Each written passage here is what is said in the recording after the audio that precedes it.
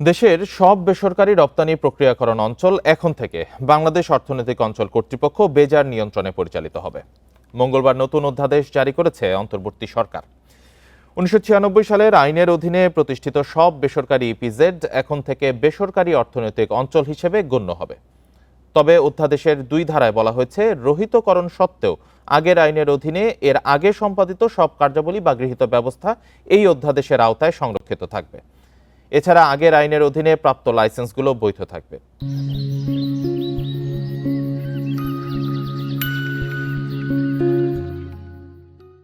উদ্যোক্তাদের নতুন করে লাইসেন্সের জন্য আবেদন করতে হবে না।